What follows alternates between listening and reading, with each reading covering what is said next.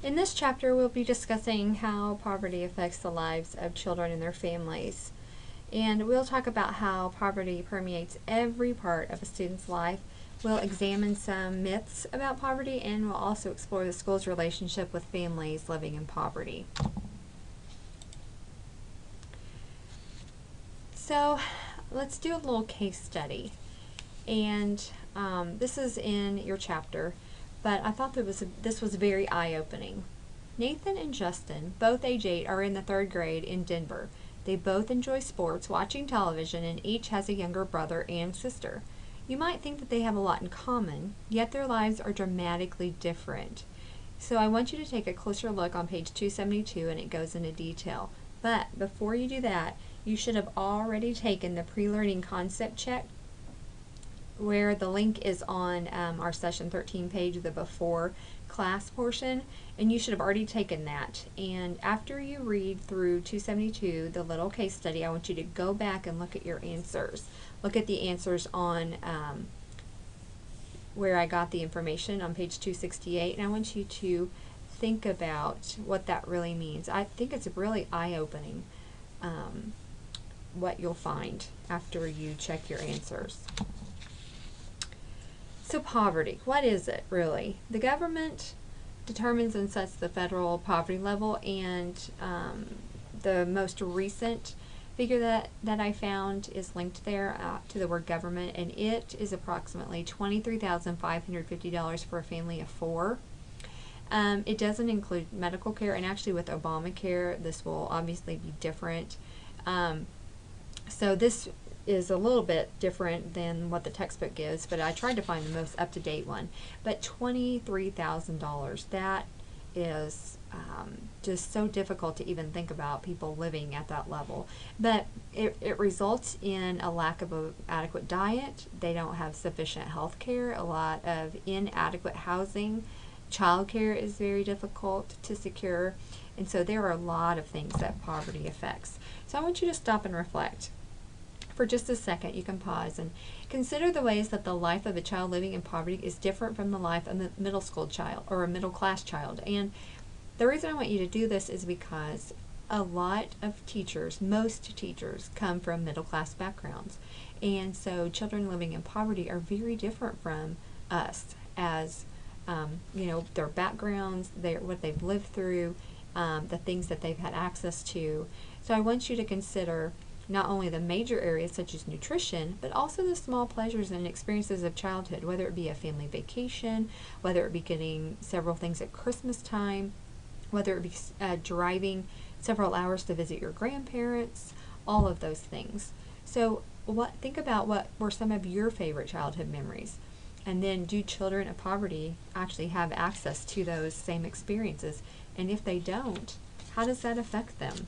How does that affect their education and their ability to participate in your classroom? So what really is the difference in being broke versus poverty? Being broke is something you've probably experienced as a child, as a college student, when you couldn't go out to Taco Bell, when you didn't have money to spend on a new pair of jeans. That's being broke. But living in poverty is hopeless. There's no change in sight. Almost 20% of students live in poverty. That's 1 in 5, which means you're likely to have 4 to 6 students in your classroom at any one time below the poverty level. And so I want you to really be aware of this and know how to react. So some reasons for poverty are hourly wages for those who do not have a college education, single parent families, those who lose their job or are living from paycheck to paycheck. Another one is, I already said single parent families, but that is really a big one because you lose half the income, and so then those people, that family, slides below the poverty level. But there are a lot of myths concerning poor people. It's really sad, but many times teachers are not sympathetic towards families living in poverty, and are even at times contentious because of some of these myths. So let's go over some of these. Poor people are people of color. Not necessarily. There's lots of white people, white children who are living in poverty. And actually there are more white children than people of color. Poor people live in the inner city, not necessarily. Again, a lot of them do, but more people in rural areas are considered living in poverty than in the cities. And you'll see that a lot around here. There are a lot of very, very small rural communities who have a lot of people in poverty. Poor people are lazy and don't work. That's not true. Some families have one parent working and they still aren't able to bring their income above the poverty level. And also the myth, if they worked harder, they wouldn't be poor. A lot of them work 40 hours at minimum wage, and like I said, still won't bring them above the poverty level. If we think about what money buys and a lot of what we take for granted, it's very sad that these families in poverty live the way that they do because they don't have the money. So money buys good food. So without it, kids can't develop well. They have a lot of problems, maybe stunted growth, iron deficiency, a lot of different things. Also, money buys safe and decent shelter. I knew a student one time who was very, very poor. He lived in a house with a broken window, and in the middle of winter, he came to school every single day with a cold, runny nose, sniffling, sneezing, horrible. Also, other things families in poverty can't afford to get fixed, such as mold, if it happens, falling plaster, fire hazards, a lot of heating and electricity problems. Those are issues. Also, money buys opportunities. Just like when you were thinking about back to your childhood, what you experienced, you probably had books and scissors and crayons and all of these different things, let alone technology. But in poverty-stricken homes, though, there are a lot fewer materials for kids to have good opportunities to learn and have stimulating activities. Also, things outside of the home, going different places, going to the zoo, going to a farm, going to just things to experience what the world has to offer. And kids living in poverty often don't have those experiences. Money will also buy decent neighborhoods. If you live in a quiet neighborhood and that is safe, kids are more likely to be able to go outside and play and explore and experience things. But if they are not safe, then there's crime and gangs and noise and all kinds of other things. Money also buys less stress and conflict. Whether we want to admit it or not, having financial security deals with a lot of problems that poverty-stricken families deal with. And so you won't have as much stress if you make more money. Money also buys health care and supplies. Lots of things that kids need, families don't have access to. Sometimes they don't even know where to go to get them, even if they could be given to them for free. So they don't have vitamins, they don't have Band-Aids, they don't have safety locks and all those things. Also, money buys healthy recreation, like I was talking about before, social interaction in sports teams. Like my son is playing upwards basketball and my daughter's playing club volleyball right now, but they both cost money, and so we need to be aware of that. Money also buys transportation, communication, which could be cell phones or technology, economic opportunities such as college educations, and without that, they don't have those opportunities. One of the big problems about poverty is kids are in poverty 100% of the time. They can't get away from it. Sometimes their only time they can get clean water, a healthy meal, and a caring ear, someone that will listen to them or hold them or give them a hug, is at school. So you need to be that person for them.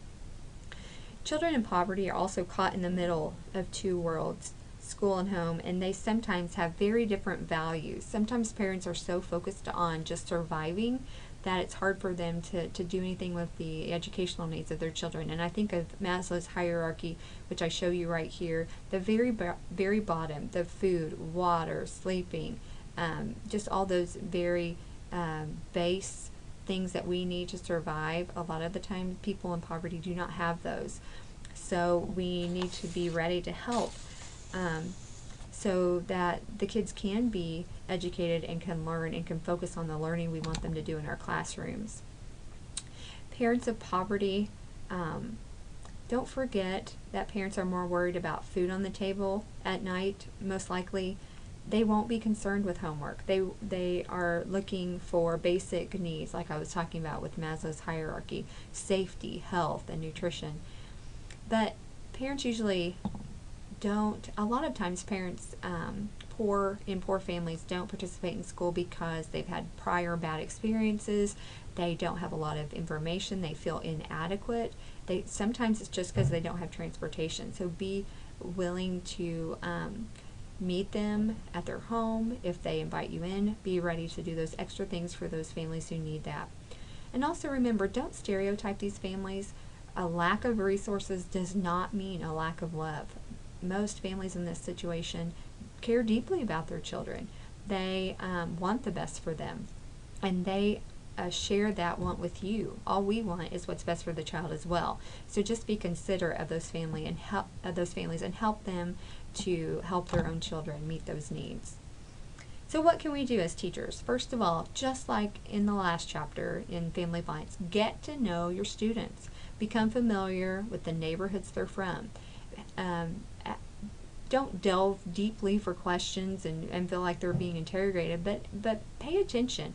If kids are coming to school with colds, maybe you need to ask some questions. That the student that I was talking about earlier, I started asking a couple of questions. He had a broken window. We got someone from a church in the area to fund a new window, so that got fixed and he got well. And so sometimes it's just asking a couple of questions.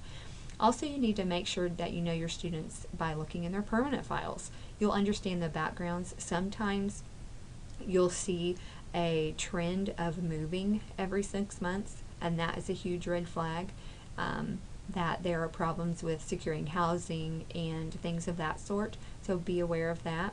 Also, you need to have good communication with their families, if at all possible. Sometimes they are unwilling or uncomfortable, but you need to keep sending notes home, keep trying to call them, keep trying to help them to feel comfortable in your classroom, invite them in to do things with you or to help, and also encourage them to be involved in the community, because sometimes there are community-sponsored events that could be the resources that they need. I know in Stockton we do a whole community back-to-school bash where every kid in the whole school system gets free school supplies.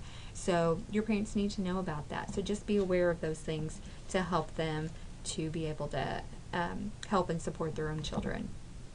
The last thing is have a plan. Make sure that you have a plan for helping families in poverty when it comes to in-class needs like school supplies and field trips, like I was talking about with the back-to-school bash. Also, your school might have already set up a fund for these purposes, so know what's available. Ask questions. Another great idea is to have extra snacks in your room for students who might have missed breakfast or are too late for the breakfast meal in the cafeteria. I've had a couple of students who would come in late, didn't have breakfast, could not focus, and so I went down or had a teacher aide go down to the cafeteria, and the cafeteria ladies are usually more than happy to make up a tray for those kids who need it. Some schools even have backpack programs in which they usually, the counselor packs the child a backpack full of nutritious food that they take home over the weekend, and so they can make sure and have healthy meals while away from school. I know that Bolivar has that program, Stockton has that program. There are other communities who do too.